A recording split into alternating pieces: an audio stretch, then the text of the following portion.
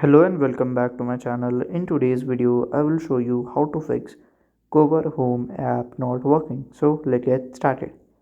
So here we can see the Cover Home app. So if it's not working for you, then you have to follow this step. Just press and hold it here. Then here you have to click on this I button. It will open the app info. Okay. So at here we have to scroll down and just click on the storage. And at here you have to click on this clear data. Just delete it. Then you have to open the app again. If it's work for you, then fine. If it's not work for you, then you have to probably check for an update. So you can just go here same.